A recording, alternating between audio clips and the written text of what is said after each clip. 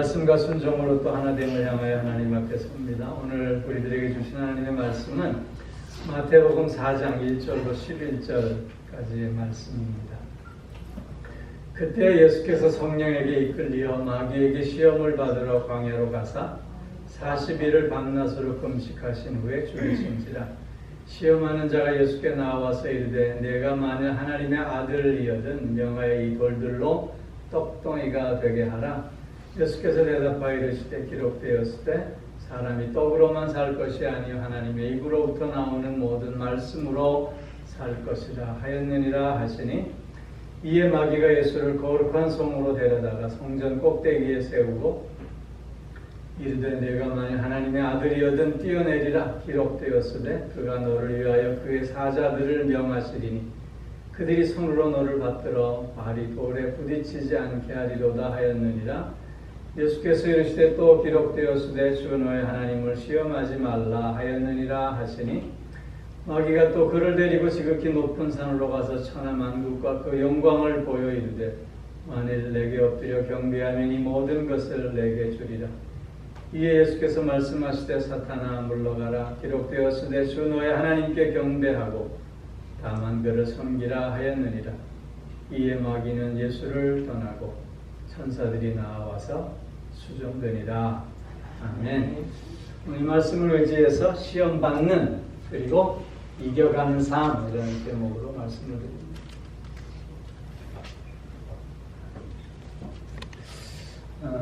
우리네 삶은 선택의 연속이지요. 매 순간 이리 갈까 저리 갈까, 차라리 돌아갈까.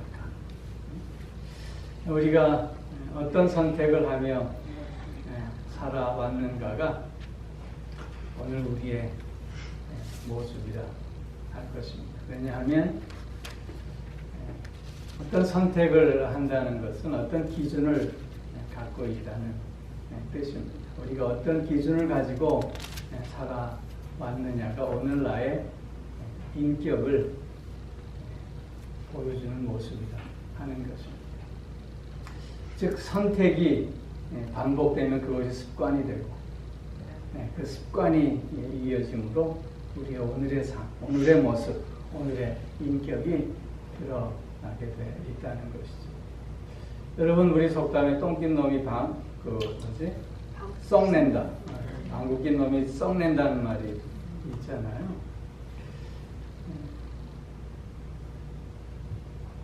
내가 범한 실수나 과오에 대해서 우리가 어떻게 반응하고 어떻게 선택하고 어떻게 그것을 표출해 가는가에 따라서 사람의 모습이 달라질 수 있어요. 어떤 사람들은 자신의 실수와 과오를 솔직하게 인정하며 사과하는 사람이 있는가 하면, 또 어떤 사람들은 자신의 과오와 또한 실수에 대해서 내가 아니라 잡아떼거나 아니면 너 때문이다, 그렇게 남에게 책임을 전가하거나 하는 모습들을 우리가 보게 됩니다. 어떤 선택을 해왔느냐, 그것이 습관이 되어서 우리는 그런 상황 속에 또 그렇게 행동하게 돼 있는 것이죠. 우리 그리스도인들의 삶은 늘 예수님을 닮으려고 하는 삶이고 예수님을 닮아가고자 하는 삶입니다. 우리가 믿음으로 산다고 하면서 늘 스스로에게 이렇게 반문할 필요가 있어요. 정말 내가 하나님의 자녀로서 그 자녀다운 인격을 갖춰가고 있는가? 내가 정말 그리스도의 장성한 모습에 이르기까지 자라가고 있으며 자라가고자 하고 있는가? 그렇게 스스로에게 물을 수 있어야 하는 것이죠. 이러한 물음에 대해서 자신 있게 예스라고 대답할 사람이 있겠습니까? 아마 그럴 사람은 한 사람도 없지 않을까 싶어요. 왜냐하면 우리는 늘 연약한 존재로서 늘 그런 모습에 오히려 한 번 성공하면 3번, 4번, 10번 실패하는 모습임을 스스로 잘 알기 때문인 것이죠. 우리가 그런 면에서 생각해 볼 때 매 선택의 순간은 그래서 다른 의미로 시험의 순간이라고도 할 수 있는 것입니다. 우리는 매 순간이 시험받는 순간이고 또 매 순간이 그 시험을 예수 그리스도의 사랑과 은혜 안에서 이겨가는 삶이기도 하다는 것이죠.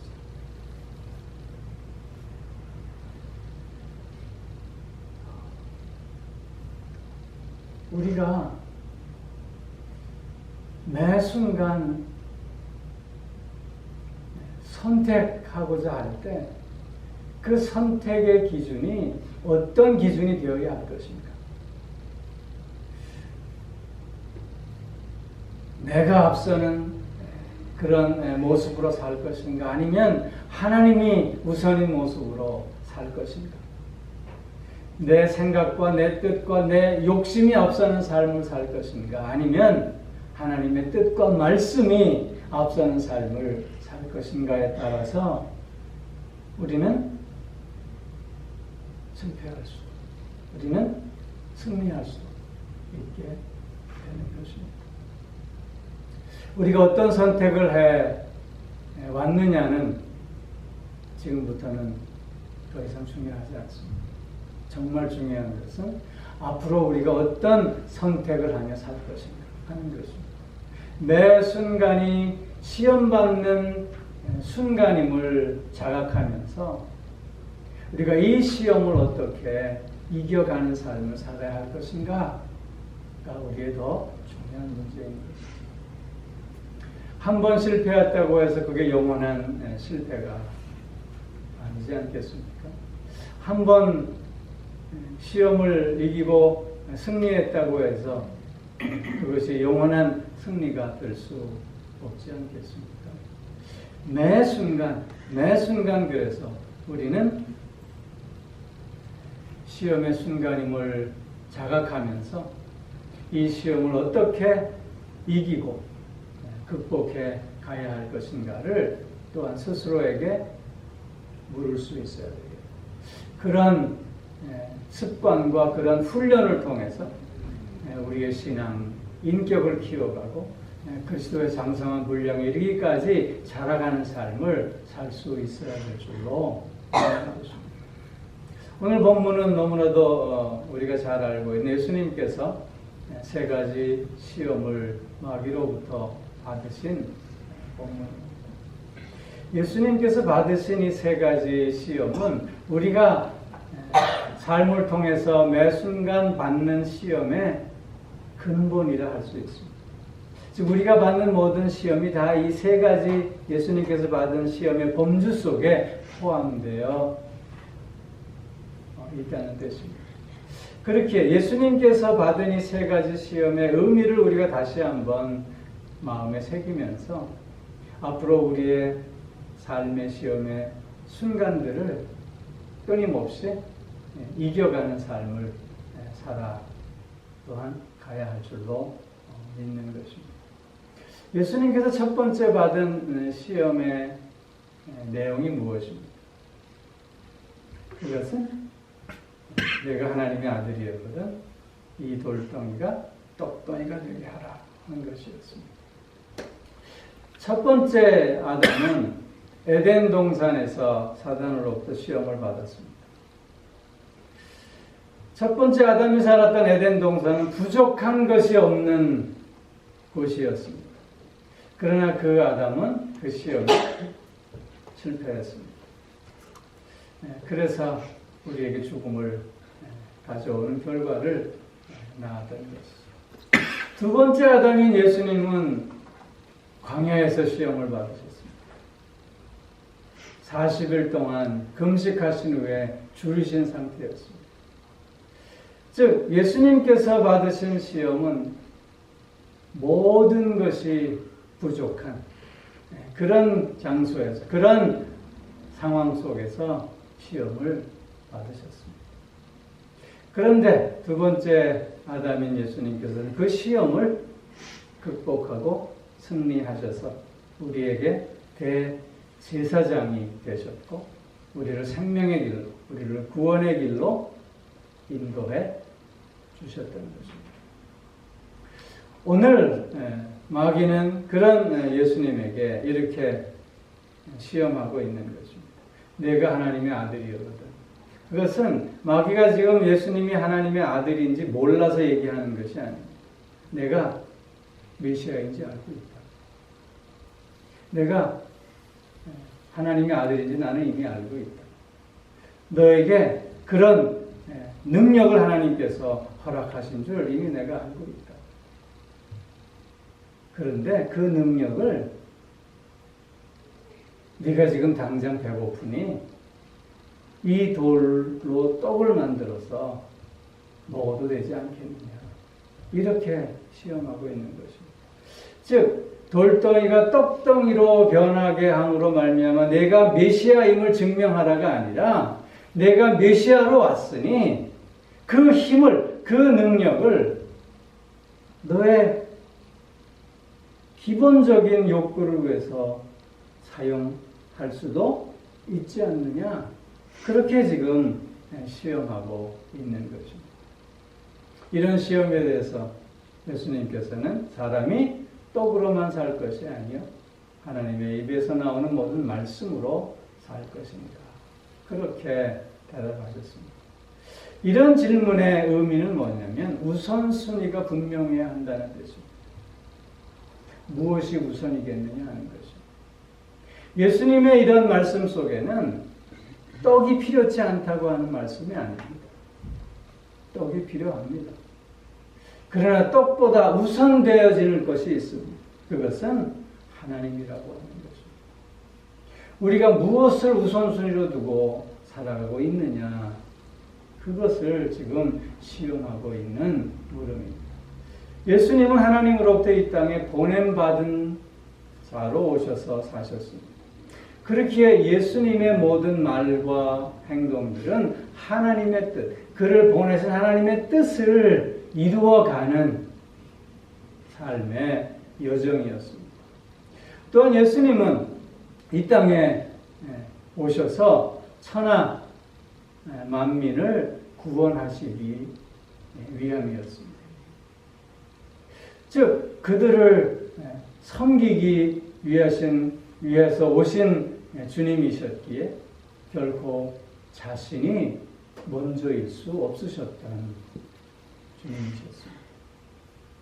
그런 주님에게 지금 사단은 야, 널 위해서 잠깐 동안 너의 필요를 채우는 게 무슨 문제가 되겠느냐, 그렇게 지금 묻고 있는 것입니다. 어쩌면 당연한 것일 수 있습니다.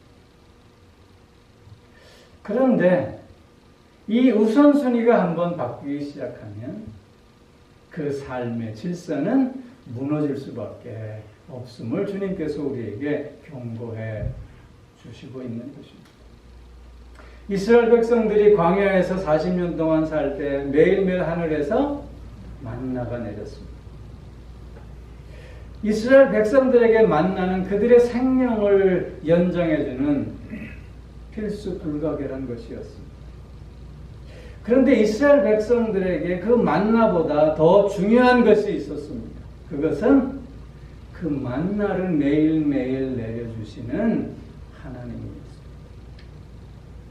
이스라엘 백성들은 만나에 집중했지 하나님께 집중하지 않았습니다. 이스라엘 백성들이 실패할 수밖에 없었던, 이스라엘 백성들이 그들이 살아야 할 삶의 질서를 잃어버릴 수밖에 없었던 이유가 바로 여기에 있었다고 하는 것입니다. 우리도 마찬가지입니다. 우리에게 허락되어진 모든 것들은 다 하나님께서 주셨습니다. 하나님으로부터 왔습니다. 우리는 그렇게 고백하며 살고 있습니다. 그렇기에 우리의 삶의 우선순위는 하나님께서 내게 주신 그것들, 이 세상적인 것들, 우리 이 육신의 욕구를 채워가야만 한 그것들이 아니라 그것을 채울 수 있도록 허락하신 하나님에게 먼저 우선순위가 있어야 한다는 것입니다. 그럴 때만이 우리의 삶의 질서가 올바로 세워지고 또한 이어갈 수 있게 된다고 하는 거죠. 무엇을 먹을까, 무엇을 입을까, 무엇을 마실까? 우리 육신을 위해서는 걱정할 수밖에 없는 일입니다. 그런데 주님은 뭐라고 말씀하셨죠? 먼저 그 나라와 의를 구하라. 그리하면 이 모든 것을 너희에게 더하시리라. 우리가 우리의 삶의 형편 속에서 먼저 생각해야 할 우선순위가 무엇이어야 하겠느냐 하는 것입니다. 하나님이 1등이어야 합니다. 왜냐하면 하나님이 모든 것을 주시는 분이시기 때문에. 하나님이 1등. 그런데 우리의 삶 속에서 하나님은 꼴등? 어떤 분이 하나님은 3등이래요. 내가 1등이고 너가 2등이고 그 다음에 하나님이 3등. 그렇게 우리의 삶이 늘 질서를 잃어버리고 무너져가는 삶을 살 수밖에 없다는 것입니다. 어떤 사람을 전도하게 되면 그런 말을 하는 사람들이 있어요. 교회 가면 돈을 내야 되는데 돈이 없어서 교회 못 가요. 그렇게 얘기하는 사람들이 있어요.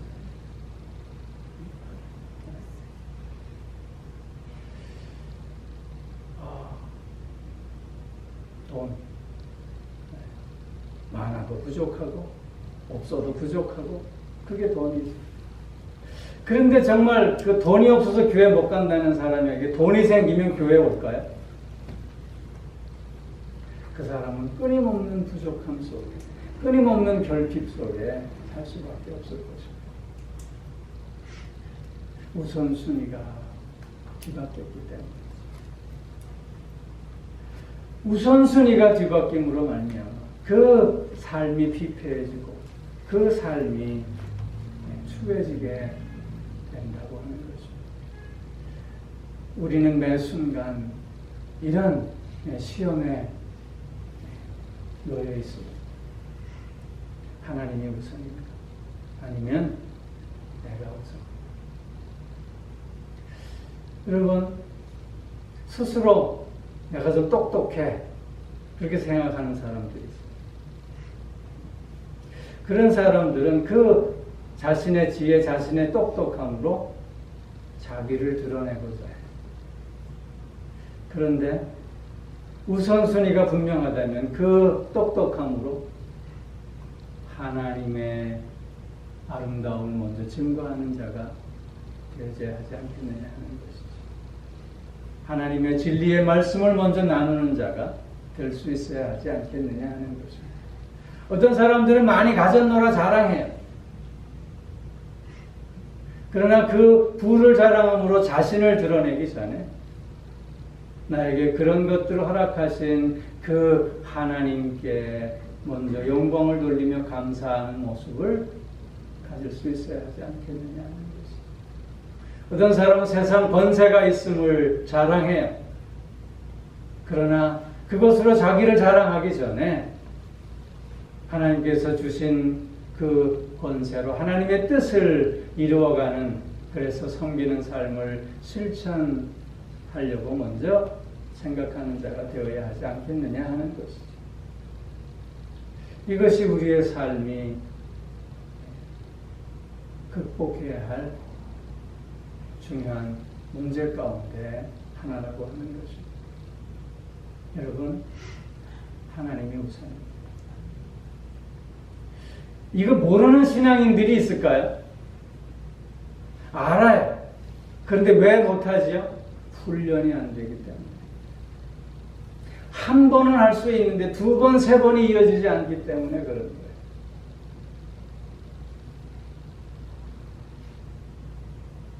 아무리 힘이 되고 나에게 복이 되는 진리를 할지라도 그 진리를 아는 것에서 끝난다면 아무것도 아닌 거예요. 끊임없이 하나님이 우선인 삶을 실천하고 훈련하고 반복함으로 그것이 나의 삶의 선택의 순간에서 습관으로 나타나고 그것이 우리의 인격이 되어질 수 있어야 하겠다는 것입니다. 우리는 우선순위의 문제를 늘 시험받고 그것을 또한 이겨가는 삶을 살아가는 존재들임을 다시 한번 확인할 수 있기를 바랍니다. 두 번째 시험은 무엇이죠? 사단이 예수를 성전 꼭대기에 데리고 올라갑니다. 지금 뛰어내라 그러면 하나님의 사자들, 천사들이 너를 이렇게 받들어서 내 발이 돌에 떨어지지 않게 하리라. 그러면서 그것을 증명하는 걸로 하나님의 말씀을 인용하고 있어요. 시편 91편 11절 12절 말씀을 인용하는 거예요. 거기에 보면 하나님이 사자들을 통해서 내 발이 돌에 부딪히지 않게 이렇게 안전하게 지켜주신다 하지 않았느냐. 그렇게 얘기하는 거예요. 이 시험에 예수님은 너의 하나님을 시험하지 마라. 그렇게 대답하십니다. 이 예수님을 시험하는 사단의 이런 시험에는 두 가지 문제가 있어요. 첫째는 내가 메시아 아니냐, 내가 하나님의 아들 아니냐. 그러면 이런 높은 곳에서 탁 한번 뛰어내리면 사람들이 너를 메시아로 쉽게 인정할 수 있지 않겠느냐. 내가 정말 특별한 존재로구나라는 것을 사람들이 쉽게 받아들일 수 있지 않겠느냐. 그리고 또 하나의 문제는 뛰어내리면 하나님께서 너를 지켜주신다고 약속하지 않았느냐. 그렇게 얘기하는 거예요. 그런데 이 하나님의 이 말씀을 사단이 인용하고 있는 것은 부분적인 인용입니다. 즉 의도적인 왜곡인 거예요. 시편 91편 11절 12절 말씀을 읽어보면 내 모든 길에 너를 지키실 것이다. 내 모든 길이라고 하는 건 내가 하나님의 뜻을 이루어가는 데 있어서 그것을 이룰 수 있도록 너를 지켜가신다는 거예요. 어떻게 하든지 너를 지키신다는 말씀이 아니라고 하는 거예요. 여러분, 이런 두 가지 문제를 사단은 지금 갖고 있으면서 예수를 실험하는 거예요. 사도행전 3장에서 보면 베드로와 요한이 성전에 기도하러 가다가 안진뱅이를 일으키잖아요. 그 일로 말미암아 예루살렘 원성이 발칵 뒤집히고 모든 사람들이 베드로와 요한을 주목하여 바라봐요. 어떻게 그런 능력을 나타낼 수 있었는가. 그때 베드로와 요한이 그들 앞에서 얘기하는 게 뭐예요? 너희들이 왜 나를 주목하느냐? 이것은 내가 하는 일이 아니다. 너희들이 죽인 예수 그리스도께서 하신 일이다. 사도행전 14장에서 보면 바나바와 바울이 루스드라에서 선교하면서 나면서부터 안진뱅이를 일으켜요. 그랬더니 그 동네 사람들이 어떻게 해요? 신이 인간의 모습으로 왔노라고 재물을 가지고 제사 드리려고 하잖아요. 그럴 때 바나바와 바울이 어떻게 그 옷을 찢으면서 이러지 말라고 우리는 너희와 똑같은 사람들이라고 그렇게 얘기하잖아요. 여러분, 이런 기적을 행하고 이런 센세이션의 모습을 보이면 사람들이 그에게 집중할 수밖에 없는 거예요. 지금 사단은 너 그래 봐라. 그러면 쉽게 사람들이 너를 주목하고 내 말을 더 쉽게 들으려고 하지 않겠느냐. 그렇게 얘기하는 거예요. 그런데 주님은 이 땅에 영광 가운데 군림하시러 오신 것이 아니잖아요. 주님은 고난의 종으로 이 땅에 오셨어요. 상처받은 치료자, 사람들을 섬기려고 이 땅에 오셨잖아요. 요한복음에서 보면 오병이어의 기적을 일으켜요. 다 배불리 먹은 사람들이 어떻게 하려고 해요? 예수님을 붙잡아서 자신들의 왕으로 세우려고 하잖아요. 그때 예수님께서 어떻게 했어요? 그들을 피해서 조용히 산으로 올라가셨어요. 이게 예수님의 모습이에요. 이게 예수님을 보내신 하나님의 뜻이었다고 하는 것이죠. 즉, 이 두 번째 시험의 문제는 뭐냐면 하나님을 너의 삶의 자리에서 하나님 되게 하느냐 아니면 하나님을 시험하고 있느냐의 문제입니다. 예수님은 당신의 삶의 온 여정에서 늘 하나님을 하나님 되게 했어요. 자신의 영광, 자신의 명예, 자신의 인기를 추구하지 않았다는 거예요. 당신을 보내신 하나님의 뜻을 이루기 위해 자신의 삶의 자리에서 하나님을 하나님 되게 하는 삶을 우리에게 보여주십니다. 그렇게 우리의 삶 속에서도 매 순간 하나님을 시험하는 자가 아니라 하나님을 하나님 되게 하는 자로 살아갈 수 있어야 한다는 거예요. 여러분, 믿음이 좀 좋다고, 믿음이 좀 있다고 하는 사람들 중에 나는 암만 아파도 약 안 먹어, 이런 사람들이 있어요. 다 그 기도하면 낫는 거지 굳이 꼭 약을 먹어야 될 게 뭐 있어. 그러면서 약 먹는 사람을 마치 믿음 없는 사람으로 그렇게 치부해 보이는 사람들을 보게 돼. 그 사람은 자신의 믿음이 좋음을 드러내므로 하나님을 그의 삶의 자리에서 하나님 되게 하기보다는 하나님을 시험하고 있는 거예요. 여러분,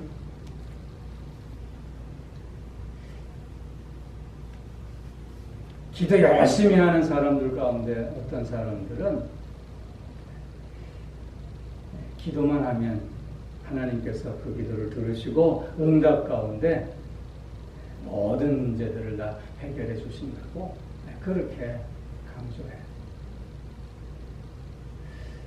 그러면서 그들의 삶을 보면 그가 드린 기도와는 전혀 맞지 않는 삶을 사는 것을 보게 돼요.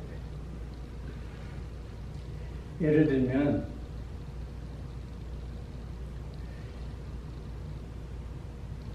하나님께서 나에게 건강을 주세요. 건강을 주실 줄로 믿습니다. 그리고 맨날 과식해요. 맨날 몸에 안 좋다는 것 잔뜩 먹어요.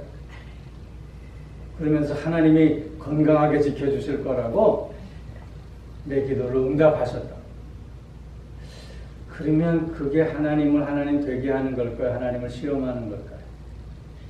하나님이 못하시는 것 중에 하나가 과식으로 배탈 나는 거 못 말이야.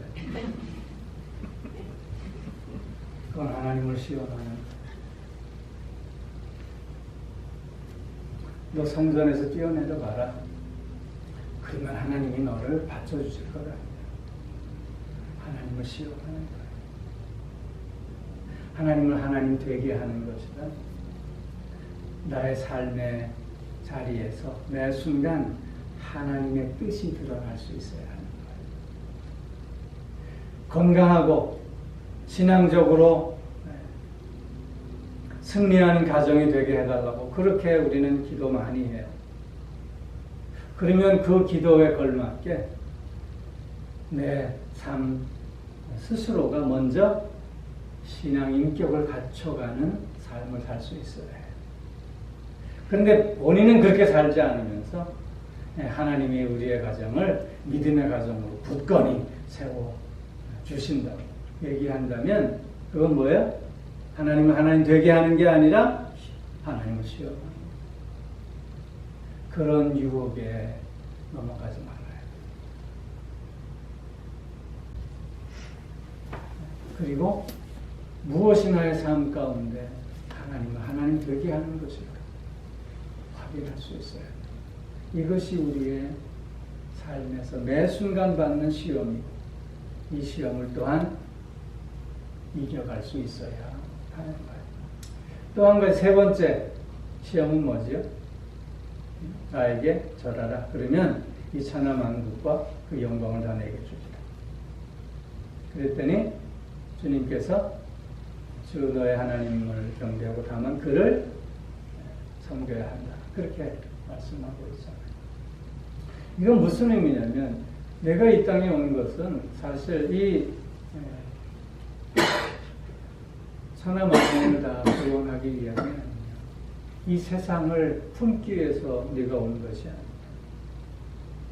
그렇다면 굳이 십자가의 그 어려운 길로 가려고 하지 말고 나한테 절만 하고 그럼 내가 너한테 다 주겠다. 그렇게 묻는 거예요. 즉 이것은 결과만 있으면 되지 과정이야 좀 대충 해도 좀 쉽게 가도 괜찮지 않느냐 이렇게 묻는 거예요. 이걸 시험하는 거예요. 주님은 우리에게 결과를 물으시는 분이 아니에요. 과정을 물으시는 거예요. 결과가 선하면 과정도 선해야 함이 분명해요. 그렇기에 그 가는 길이 힘들고 좁은 길이라 할지라도 우리는 그 길로 나아가는 자가 되어줄 수 있어요. 오늘 우리 그리스도인들이 세상에서 쉽게 무너지는 이유는 너무나도 쉽게 타협하고자 하는 마음 때문입니다. 결과만 좋으면 되니까. 그러나 결과는 나의 몫이 아니라 하나님의 몫이. 우리는 과정에 충실해야 돼요. 그 과정이 선함으로 나아가기에 최선을 다할 수 있어야 하는 거예요. 세상은 쉽고 편안하고 빠른 길이 세상을 잘 사는 이치라고 그것이 능력이라고 그렇게 얘기해요. 그러나 주님은 우리에게 그것은 질서가 무너지는 길이라고 말씀하시는 거예요. 힘들고 어렵다 할지라도 편안함보다는 주님 안에서 평안을 이루어가는 삶을 살아갈 수 있어야 하는 거예요. 우리에게 매 순간 이 세 가지 시험이 있어요. 이 세 가지 시험을 우리는 매 순간 또한 이겨가는 삶을 살아가야 해요. 그리고 살아갈 수 있어요. 왜냐하면 그 모든 시험을 이기신 예수 그리스도께서 오늘 나와 함께 하시기 때문에 나에게 지혜를 주시고 나에게 용기를 주시고 담대함을 주시고 깨닫게 하시고 결단하게 하심으로 말미암아 때론 실패할 수 있어도 다시 일으켜 승리하는 길로 나아가게 하시기 때문입니다. 중요한 것은 내가 매 순간이 시험의 순간이고 이 순간을 이겨가는 자가 되어야 함을 인식하고 그렇게 나를 훈련해 가는 거예요. 이런 훈련 속에 우리의 신앙 인격은 주님을 닮아가는 인격으로 변화되어질 줄로 믿습니다. 그렇게 그리스도인들의 삶의 지난한 숙제는 바로 변화와 성숙이라고 하는 거예요. 이런 시험을 극복해 감으로 말미암아 우리는 변화할 수 있고 성숙해져 갈 수 있게 되는 거예요. 성도 여러분, 우리 그런 삶을 사십시오. 그 길이 좀 힘들고 어렵다 할지라도 결코 포기할 수 없는 길이에요. 왜냐하면 그 길이 질서를 세우고 질서를 지키고 그래서 온전한 승리를 이루어가는 길이기 때문인 것이죠. 더디 간다고 답답해할 필요 없습니다. 보이는 결과가 없다고 속상해할 필요도 없습니다. 오늘 나의 삶의 자리에서 하나님을 우선으로 하나님을 하나님 되게 하며 하나님의 선하심을 드러내고자 할 때 우리는 이미 승리한 자로 살고 있음을 믿습니다. 그렇게 사십시다. 그런 삶 속에 주님의 능력이 함께할 줄로 믿습니다.